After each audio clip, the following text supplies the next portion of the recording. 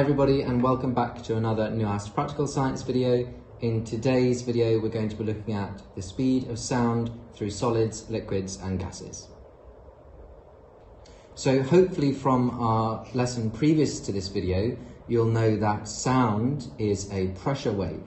Okay, so we can create some sound with this little air gun here. So I have my marvellous volunteer here, Miss Parsons. So come on in, Miss Parsons. And now in my air gun, I can pull this diaphragm back. Okay, so I can create a vibration in the air, a pressure wave. And if I release it to Miss Parsons. Whoa, Mr Theodorakis, you almost blew me away.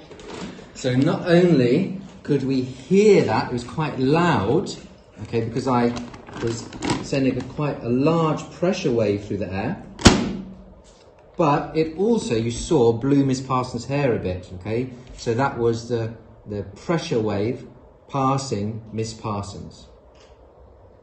Okay, so on your activity sheet, you have a table at the bottom of the first side. So just pause the video here for a second and have a read through for me. So what we have in the first column is the material, and you can see we have different metals, then we have some solids like wood, we have some liquids, so mercury is a liquid metal at room temperature, and then we have gases at the bottom like air and carbon dioxide. Okay, and then in the middle column, the second column, we have the speed of sound. And you should notice that the speed of sound is decreasing in this column. So the speed of sound is highest in aluminium and it's the lowest in carbon dioxide. So again, just pause for a second. What's the difference then between that aluminium and the carbon dioxide? So hopefully that was fairly obvious to you. Aluminium is a solid, okay, so I have a block of aluminium here, okay, and the air and carbon dioxide which we have around us is a gas. So the speed of sound changes depending on whether it's travelling through a solid, liquid or a gas. And that's to do with how close the particles are together. So I have a block of aluminium here with me. So the speed of sound is highest in solids like aluminium because the particles are right next to each other, so they can very easily transfer that pressure wave from one end of the solid to the other end. Okay, because they're right next to each other, each particle can transfer that vibration along really easily. In a gas though, we know in a gas, like the air around us, those particles have lots of space in between them. So it's a lot harder for them to find another particle to pass the vibration onto so that the sound wave travels. Okay, so in solids our speed of sound is much higher than our gases, and liquids are in between. Okay, so to test this, what I want you to do is just form a knuckle and very lightly tap the surface of a table. Okay, so very lightly give it a tap.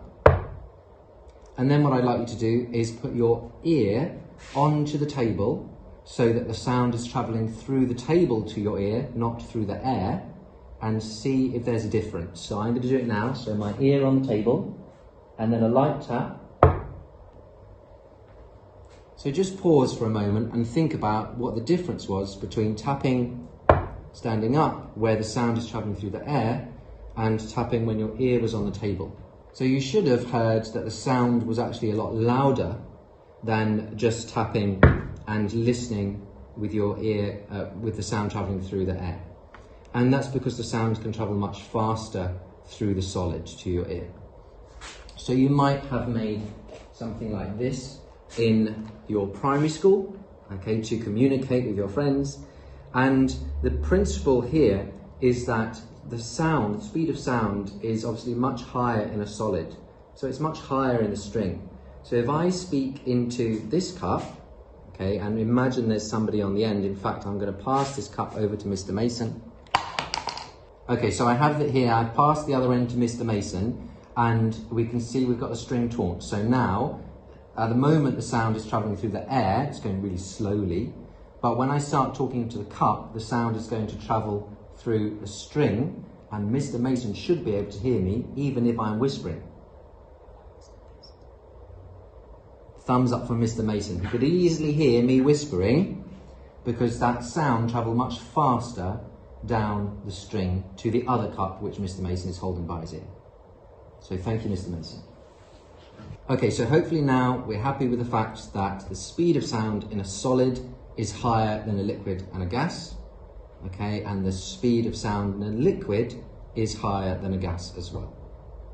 So the last thing I want to show you for this video is actually how we visualize a sound wave. And we do it with this special machine over here, which is called an oscilloscope. So an oscilloscope is going to help us visualize the wave on this screen here. So what I'm going to do is I'm going to play a sound from my computer, and I'm going to pass that straight into the oscilloscope.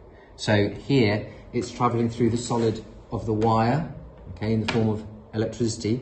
So it's not having to go through the air, it's traveling through a solid.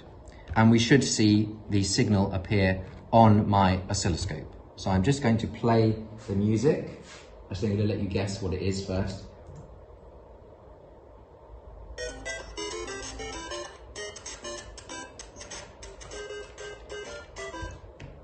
Okay, so I've plugged that in and it should be coming through on our oscilloscope.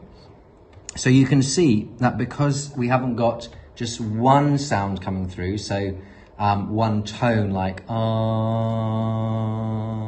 we have a varying wave in here. So the sound wave keeps changing. But if I press stop, we get a snapshot of what the wave looks like from the Super Mario theme song. Okay?